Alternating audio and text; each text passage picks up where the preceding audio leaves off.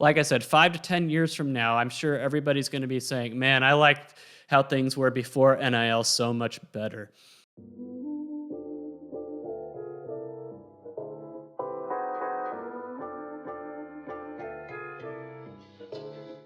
You're watching Sports Truth, and this is a video I've wanted to do for a while now, and I just haven't gotten around to it, but I'm doing that today, and that's about NIL.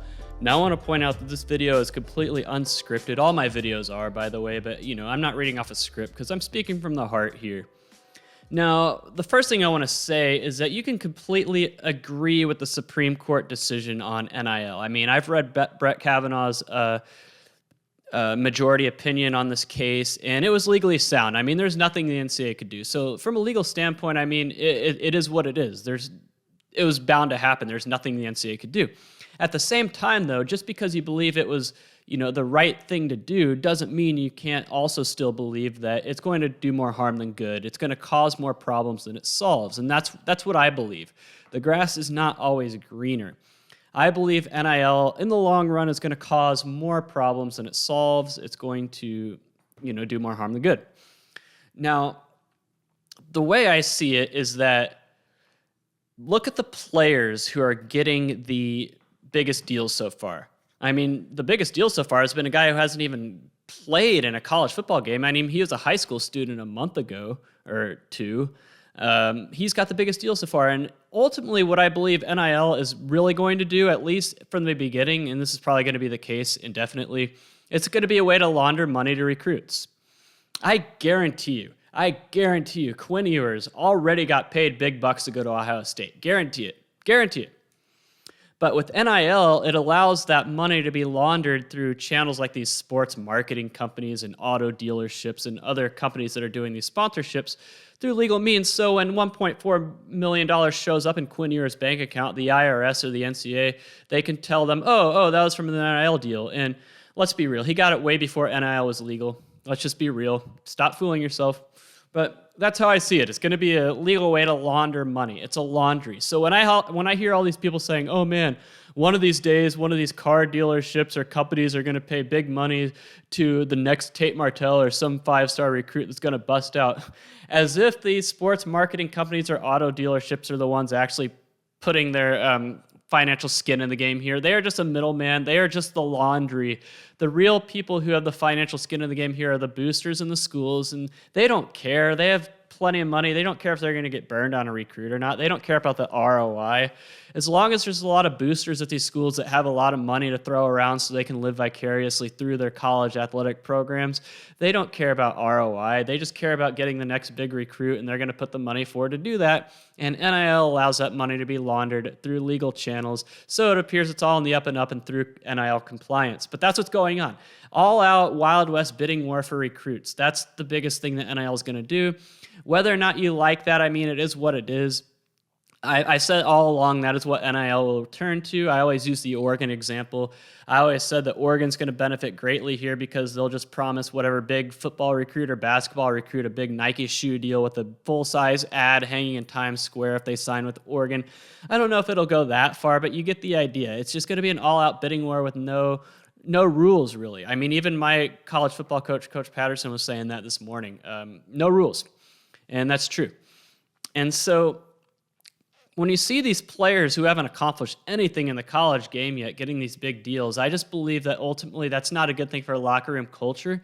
And that's a very big deal in college athletics, locker room culture. A lot of my TCU teammates to this day still say that the turning point in our program between 2008 and 2009 was getting rid of a certain player. I'm not going to say his name. I don't want to drag him through a mud, but there's a player we got rid of in the summer of 2009, and a lot of people say that was a turning point because he was one guy who was causing a lot of problems in the locker room. And if one guy can cause that much trouble, then a college locker room is very fragile. So you have this guy, Quinn Ewers, I'm using him as an example, but there's other, there's going to be other incoming big recruits who haven't accomplished anything yet riding in on these big NIL deals, and that's going to cause tension in the locker room. What would you say if you're like a 3-year, senior, 4-year senior at Ohio State who's gone through all the tough off-season workouts and summer workouts and practices, film sessions. You've put in all the time and effort, and then all of a sudden some guy who hasn't done any of that comes strolling in already a millionaire because For what? Right? I think that would just cause a lot of respect issues in a locker room. And the entire college football locker room is built off respect. If you're not respected, you're not going to have a good time. Like your respect is earned. No one cares what you did in high school. I remember my very first team meeting at TCU. Me and all the other incoming freshmen got put into a room, and Coach Patterson walks in and just starts screaming at us how we haven't accomplished anything yet. You guys are nothing. I don't care what you did in high school. You're going to have to prove yourselves, blah, blah, blah. And that's very true. Respect is earned. How did I earn my respect? I earned the respect of a lot of people by doing a tough conditioning program we do on Fridays in the offseason called MTXE with a sprained ankle and flat shoes. I did not do it with cleats. So when you have to drag a 200-pound boat chain across a football field, it's very hard to do in cleats. But I had flats. I could not get any traction, yet I still did it. So you gain respect like that. And like I said, a college locker room is based on respect. So I could see, like I said, a guy rolling in who hasn't done anything yet, making millions of dollars already. A lot of guys aren't going to respect him, and they're going to have to create some kind of like dominance hierarchy, so to speak. The players will have to in order to keep people in line, because that money can create a massive sense of entitlement. Like, if you're already getting paid $1 million for having not done anything yet, like, why are you going to go to the off-season workouts or the voluntary workouts? Or why are you going to push yourself? Why are you going to go to the extra film session? Why are you going to go above and beyond and put in the extra effort? Like that, it just causes a lot of problems like that, and that's going to cause a lot of clash from the guys who are putting in the effort and not getting paid and everything like that from the guys who are. And so as soon as one of the upperclassmen leaders who aren't getting paid anything see one of these underclassmen recruits who haven't done anything yet, slacking, that's going to cause tension. It is. And, locker rooms could blow up for that. I was very fortunate at TCU to not have to deal with a losing team. Like, we only lost 3 times the entire time I was there. One of the losses was at the end of the season. One of them was a game we were expected to lose early in the season. So we only had to really deal with one tough midseason loss when I was at TCU the entire time I was there. So locker rooms, are very tough. So what happens when this star player has a bad game and the team loses like that? It's just going to cause trouble. The entitlement is what I'm worried about a lot.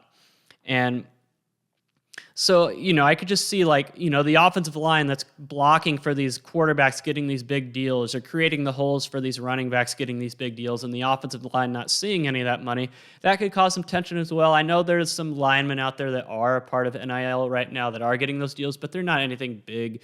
They're not major like what Quinn Ewers is getting, or DJ, whatever his name is, and Bryce Young, all those names that, where do the linemen fit into this, And I know what a lot of people are going to say, well, that's what it's like in the NFL too. NFL linemen don't get any big sponsorship deals really compared to the quarterbacks and running backs. And that's true. But at the same time, NFL linemen are professionals, and they're already getting paid. I mean, they are getting paid money, so it's not like they're not getting anything at all. So I could see in the college game where these players that are role players or guys that work really hard and get nothing, while other guys, that could just cause some tension. That's all I'm saying. Maybe not. Maybe I'm completely wrong and that's not the case, but I could see the seeds being sown for that just based on my own experiences. Because I know what a lot of people are going to say to me about this video. They're going to oh, you were just a walk-on at TCU. You didn't actually have to play. You didn't have to put your body at risk, so of course you're opposed to all this. Bull. I got 3 concussions when I was at TCU. I got 3 concussions. Now, if I never had to put my body at risk, then how do you explain the 3 concussions I got? The difference is I had to put my body on the line during the week at practice instead of on Saturdays during games. That's really the main difference. But I mean, Air Force Week every year. That's where I got 2 of my 3 concussions when we were practicing for Air Force, because we, as a scout team player, we had to run Air Force's offense at full speed, and that just, meant a lot of trouble. But I'm just saying, just because you don't play on Saturdays or you're not like a major player does not mean you're not putting in the work and the effort and dedication that it takes. I mean, I still had to go to all the off-season workouts, summer workouts, film reviews, meetings. I had to do everything. So there's going to be a lot of guys out there that are putting in a lot of effort getting nothing, while, it's just going to create a sense of imbalance. And ultimately this is going to blow up somewhere. Somewhere this is going to blow up where the guys, even starters, I could see a lot of starters putting in effort, not getting anything in terms of NIL. There's going to be strife. There's going to be strife, and it's going to cause a lot of people transferring, and it's just going to blow things up.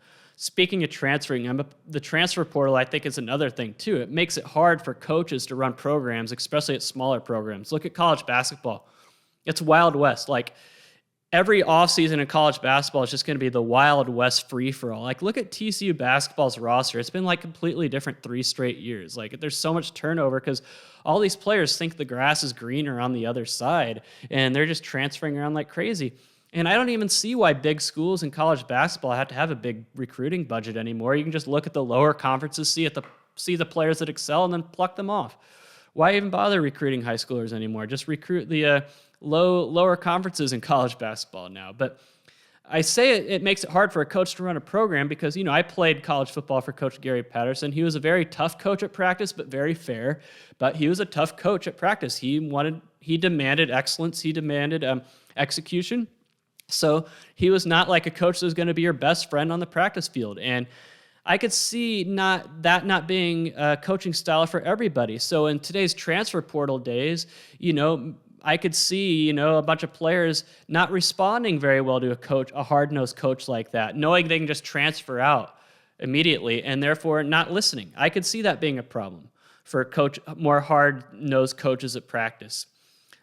Whether that be football or basketball or whatever, I could see a lot of players being run off because there's no fault transfers anymore. You can just transfer wherever now. If you get your feelings hurt at practice one day, okay, you're out. And that makes it very hard for a coach to run a program. It makes it very hard for a coach, especially at a smaller level program, to keep his players. Because, the big schools are going to be like vultures, just looking to recruit away anyone who succeeds as an underclassman at your program. And so pretty much for a school like TCU to be able to hang on to its star players in the future, they're going to have to pay up, or, a bigger school like Texas or Texas A&M or Alabama is going to swoop in and take those guys because they will pay them. So I could see that being a problem as well. It's just going to be total Wild West out there. It really is. And it's not just players. I saw someone pose this scenario, and it was a very interesting one, having been a scout team player myself. What if the scout team players decided to band together and say, okay, you guys can't prepare for your opponent without us, so we're just as important to this team as the starters, so you have to pay us, the scout team players, or we're going to boycott practice. Now, I don't know if that would fly at the big state schools because I'm sure at places like, Clemson or Alabama, there is no shortage of men in the student body who would love to be on the scout team for free. So I don't think it would work out at a place like that. But what about a school with a smaller student body, a smaller enrollment, maybe a lower Division I school, where the scout team players aren't easily replaceable. And even at the big schools, they're still not, that replaceable, because whenever you sign on as a walk-on, you still have to go through compliance and the meetings and the physicals and all that. It's not like an instant process of replacement. But, that was a scenario I saw being posed, and the person had a point. The scout team, still very important to the preparation for the week. So what if the scout team decides they have enough and, they want a piece of the pie? Where does it end? Does it end at the football and men's basketball? I mean, at some point, I'm sure the politicians are going to get out there, get in front of cameras and microphones demanding that equal pay for the women's sports and all that as well. So at what point do we see some judge or some politician try to, force these NIL deals to be shared with the entire, all the athletes at the school instead of just the football players and the men's basketball players? At what point does that happen? So I just feel like it's a big Pandora's box that is opening here that, like I said, 5 to 10 years from now, I'm sure everybody's going to be saying, man, I liked how things were before NIL so much better. I completely agree. It makes college football feel like a minor league almost, and college sports in general. It just makes it feel like a free-for-all. It feels like it's all about money these days and whoever can spend the most money. And it's going to make, like I said, it's going to make these smaller programs very hard to keep on to players that have breakout years as freshmen or sophomores or even juniors. Because, the vultures are going to come for them. And there's no way, say a player has a really good year at a school like Kent State, for example, Kent State or Bowling Green or something like that. There's no way that Kent State's going to be able to hang on to that player if nearby Ohio State comes in and offers them money to come play at Ohio State the rest of their college career, right? And what about busts? Like I said, people talked about the recruiting bust. So I already said that it's not like the auto dealer who pays, $1 million to star the new 5-star incoming recruit in their ad is on the hook here. The money is just being funneled through the auto dealership from the boosters and the schools themselves. So it's not like the auto dealership is the one feeling the pain if the recruit doesn't pan out and the ROI isn't there, but just play along. What about, these players that get paid all this money who amount to nothing? Like, what if the way DJ Ugalele played against Georgia a couple weeks ago is, how he's going to play the rest of his career and he doesn't pan out? Like, what if that is the case, Will the money continue to flow? I think so, because it's still an arms race. I still feel like that the schools will feel they have to spend in order to keep up. So I don't think that's going to deter anything. But how does that work out? Like, what if what if a booster pays $2 million to recruit to come play for their school, and then the player isn't playing and the player gets mad and wants playing time and everything? Does the fact that he was paid $2 million through NIL force the coach to have to play that player even if he's not the best option?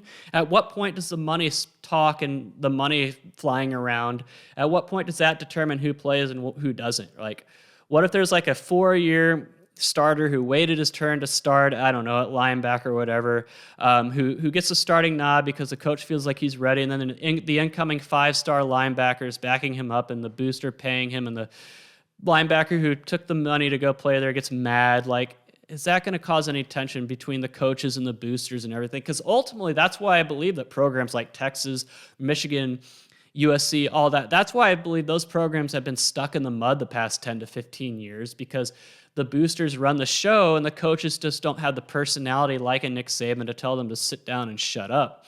And so I feel like this is going to make the inmates running the asylum, so to speak, I say that in terms of the boosters running a lot of these programs at places like Texas, even worse. And so, I've just been shooting off the cuff here in this video, just coming up with various examples I can think of where NIL is going to backfire. But ultimately, from my experience in a college football locker room, I just think it's going to do more harm than good. It's just going to cause tension that is unneeded. It's going to cause tension that's not necessary. There's going to be a lot of infighting and a lot of, egos that need to be kept in check, and a lot of, egos that need to be satisfied. And there's going to be a lot of sour grapes and a lot of jealousy, a lot of envy. Oh, he's getting an NIL deal and I am not, that type of stuff. And I don't envy the coaches that have to wrangle all that. So to recap this video, there's nothing that could be done. NIL is going to happen. The legal jurisprudence, so to speak, is there. I mean, it was the right decision to make from a legal standpoint, but just because it was the right decision to make doesn't mean it's going to be the best result for college football in the long run. A lot of people tell me they think college football players should be paid, and I always respond with that by saying they already are kind of paid. A lot of them get stipends.